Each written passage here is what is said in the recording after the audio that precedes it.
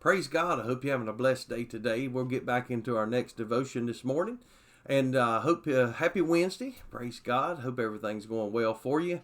We're zipping right through March here, March the 10th. Praise God. So let's go into Matthew chapter 21 and also today, Mark chapter 11. I told you earlier in the week when we started these devotions that this story is located in all four Gospels. Well, in three Gospels, and another time Jesus cleansed the temple in John chapter 2. So it's in all four Gospels in some form or another. So Matthew chapter 11 and verses 15 through 19, it refers to this story. Jesus cleansing the temple, casting out the money changer, and so forth. But there's a verse in Mark chapter 11 here that's added in that's not in the book of Matthew, that is something very key here that I want to focus on for just a moment in our devotion today.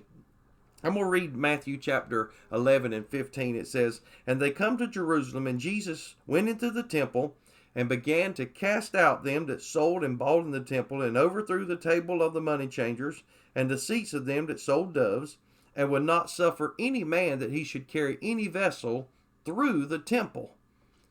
He would not suffer any man to carry any vessel through the temple. Now, doing some research on this, looking at this, because this verse really, it just doesn't seem like it's any, it should raise any alarm bells here.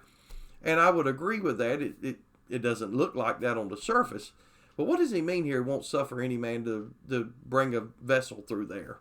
Not suffer any man to carry any vessel through the temple. Now, understand that where those changers of money changers had set up and they were selling and all that was in the courtyard of the Gentiles, of the women, the place of prayer.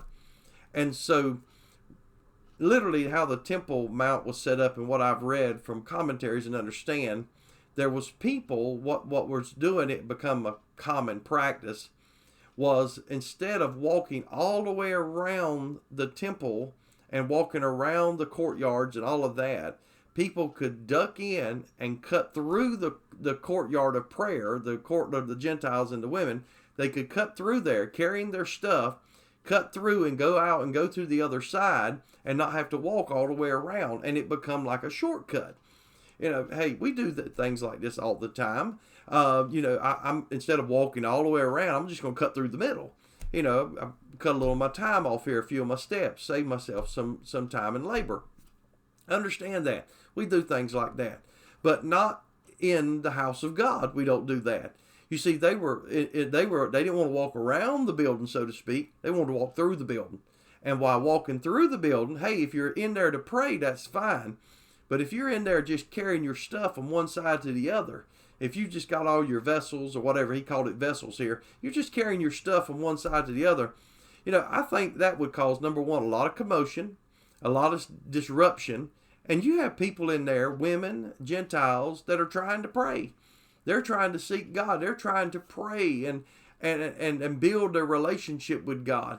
And here's, somebody coming through, Jack and Jill, so to speak, and they're carrying their stuff across the hill, so to speak. And they're just carrying their stuff over here and back and forth.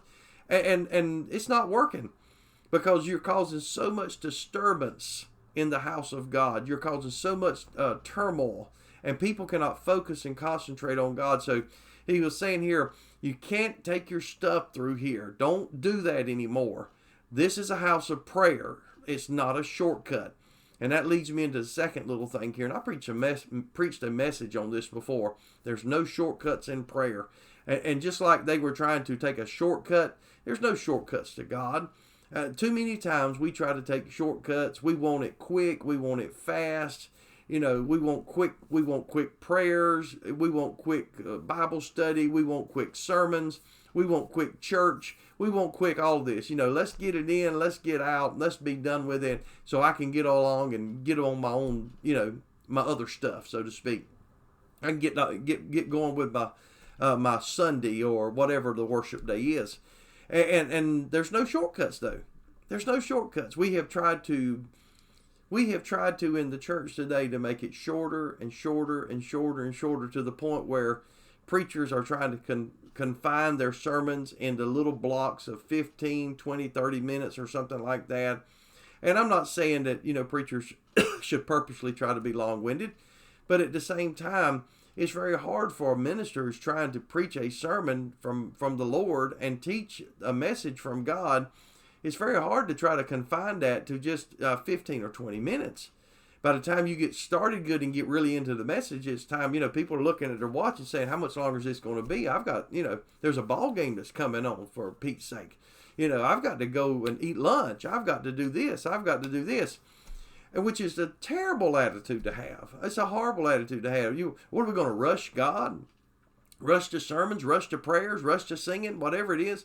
Let's just kind of plow through it and rush through it as quick as possible, and so we can do something else. Oh no. Jesus said, you got to walk around. You can't come in here and disturb people that are praying. Walk around and this temple.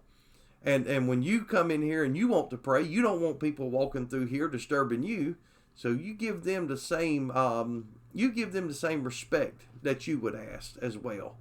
And I would say in our church services, that when we're having church, when the preacher's preaching, when we're having worship and all of that, the less distractions, the better.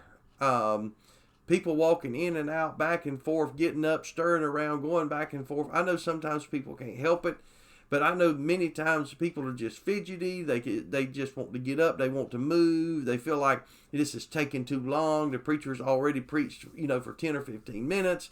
And I'm just going to get up and go to the bathroom, kill some time. I'm going to go get me some water. I'm going to get up. I got to do this. My goodness, sit still for 30 minutes. It'll be all right. We can sit still and watch a movie on television that lasts 2 hours, but we can't listen to the preacher preach over 30 minutes without, feeling like we got to get up and do something. Got to move around, got to have something to drink, eat, something's got to go on right now. Calm down. Take a minute. Take a deep breath. When the preacher's preaching, hey, listen to him. If he's prepared himself, if he has gotten his, he's been praying, he's been studying, he's prepared that message, give him a chance to deliver it. And listen to what he's got to say, because you'll never know what the Lord will reveal to you. Praise God. God bless you. I hope you have a blessed day, and I hope this helped you a little bit with what Jesus said about carrying these vessels through here and how important prayer is. God bless you. Have a great day.